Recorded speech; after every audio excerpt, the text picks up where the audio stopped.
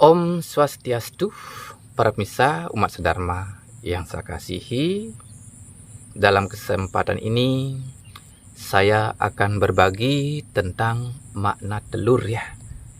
Saya berbagi tentang makna telur karena telur itu banyak sekali digunakan sebagai sarana upacara di dalam kegiatan agama Hindu dengan tradisi yang kental di Bali. Nah, para pemirsa sekalian yang saya kasihi, telur yang bulat kalau dihubungkan dengan ajaran agama itu menunjukkan tekad yang bulat. Dalam hal ini supaya ada perubahan dari diri kita, dari orang yang arogan, tidak mengenal tata krama, supaya bisa menjadi orang yang beretika atau memiliki tata krama dalam hidup bermasyarakat sebagai makhluk sosial. Kita harus menjalankan ajaran agama dengan tekad yang bulat. Nah, ini pemahaman saya. Kenapa saya katakan demikian? Karena kalau saya memberikan sebuah makna dari sebuah sarana upacara itu selalu saya hubungkan dengan kerangka agama yang terdiri dari upacara, filsafat, dan etika. Kalau saya perhatikan kerangka agama ini, etika itu merupakan produk atau hasil dari ajaran agama jika dipraktekkan berdasarkan simbol sebagai gambaran yang mempermudah kita cepat paham. Kemudian filsafatnya atau tatonya itu bagian penerangannya. Jika penerangannya pas sesuai dengan yang terkandung pada simbol kemudian dipraktekkan, pasti ajaran agama itu akan merubah kepribadian kita, bisa menjadi orang yang bertata krama jika ajaran agama itu dipraktekkan dengan tekad yang bulat.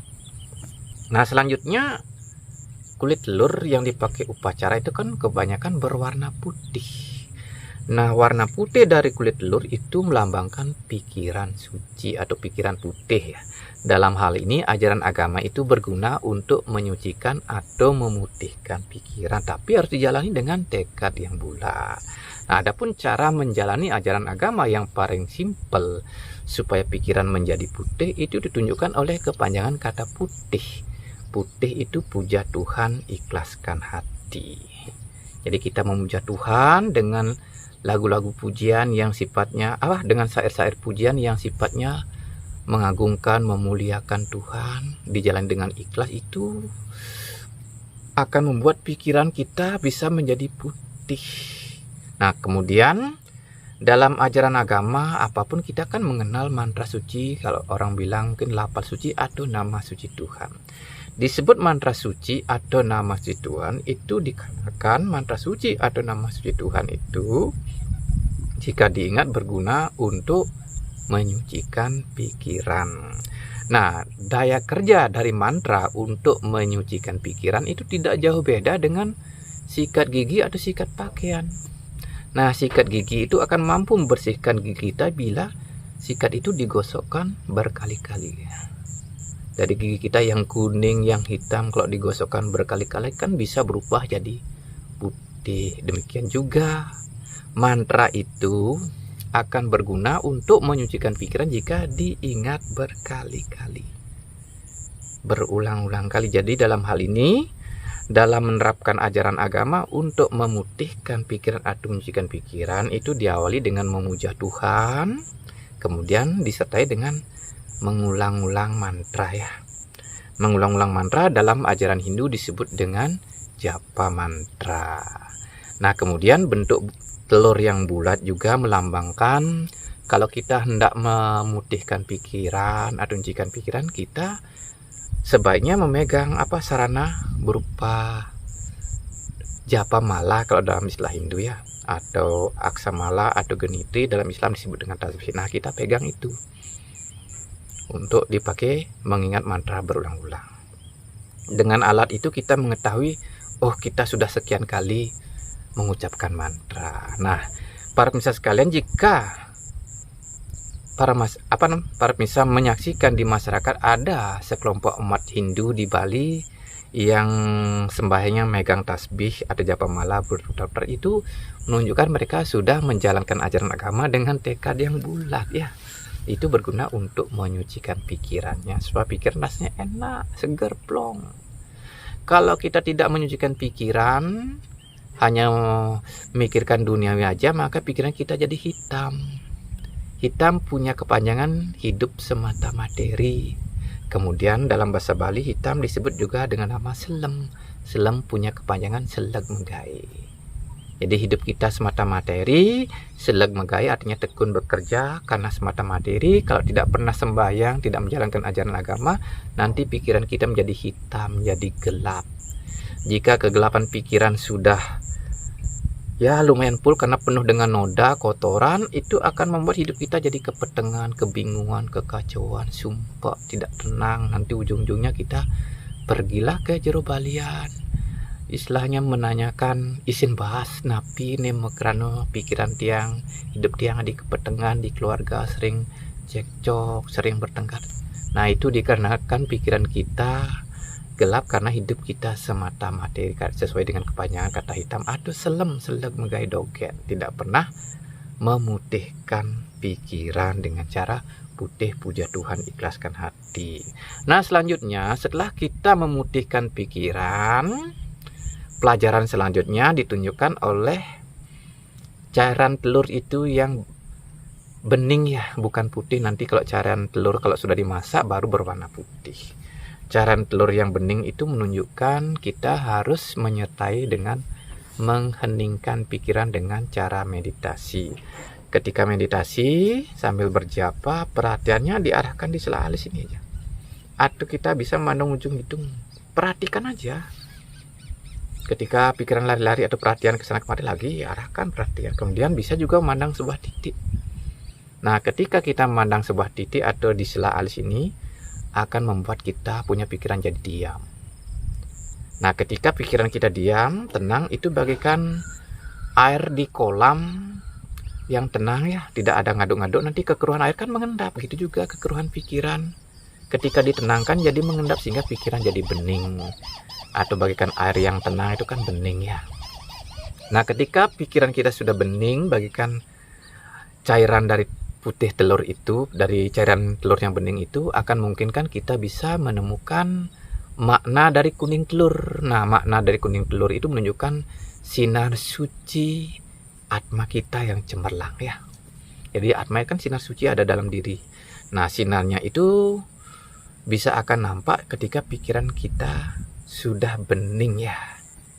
Nah, ketika sinar suci Tuhan nampak, nah sinar itulah yang menerangi pikiran dan akal budi kita, yang menuntun kita di dalam hidup bermasyarakat bisa mencerminkan tata krama atau memiliki etika. Selain menuntun hidup kita supaya jadi pribadi yang memiliki etika, sinar suci Tuhan itu juga mengusir sifat gelap, yaitu sifat tamas di dalam pikiran, sehingga kecerdasan kita jadi meningkat. Jadi dalam hal ini ajaran agama dijalani dengan filosofi yang benar, berguna untuk menambah atau meningkatkan EQ kita, yang buat pikiran kita jadi cerdas, jadi cemerlang, jadi brilian kan begitu.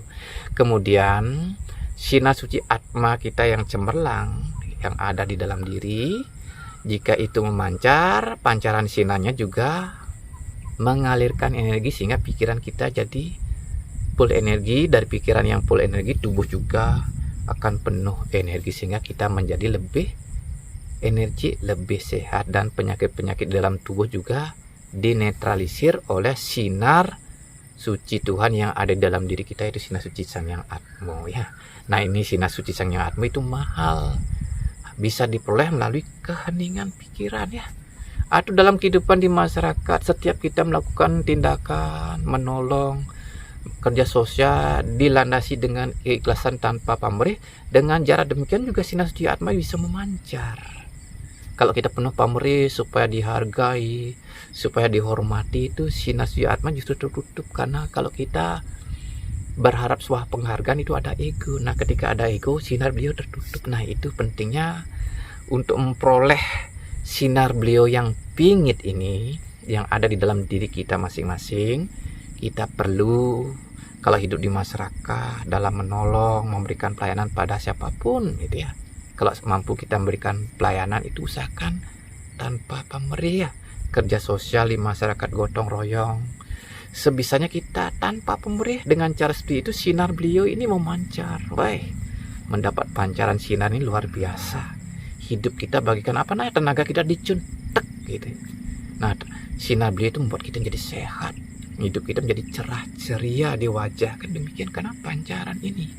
Jadi selain kita melakoni meditasi, mengheningkan pikiran dengan lagu, diawali dengan memuja kemudian berjapa. Nah, dalam hidup masyarakat supaya sinar beliau semakin bersinar, penting kita melakukan pelayanan tanpa pamrih. Jadi seorang abdi, aku bekerja dengan ikhlas, itu kepanjangan dari setiap huruf kata abdi di pikiran saya. Untuk apa kita bekerja dengan ikhlas sesuai dengan kepanjangan kata abdi? Akal budi ditambah isinya. Jadi akal budi kita ditambah isinya. Bagaikan buah-buahan ada pengisiannya ya. Isinya ditambah sehingga kita punya akal, jadi akal yang berisi. Akal yang berisi memungkinkan kita jadi pribadi yang berpotensi ya gitu. Misi, pikiran kita misi, dalam istilah Bali misi itu artinya berisi. Nah, misi dalam bahasa Indonesia misi ya peran. Kalau pikiran dan akal budi kita berisi, tentu kita punya misi, punya peran. Tapi kalau akal kita puyung, kosong, ya tentu tak punya misi. Sehingga Hindu kita, agama Hindu Bali, tidak ada misinya jadinya, karena kita tidak punya akal yang berisi, akal yang puyung. Apa mau disampaikan kalau akal kita, akal budi kita kosong? Tapi kalau sudah diisi, niscaya punya misi yang bisa untuk disampaikan. Nah, para pemirsa sekalian, umat sedharma yang saya kasihi, ini sudah mau menjelang malam. Saya syutingannya di sawah ini, saya mau akhiri dulu.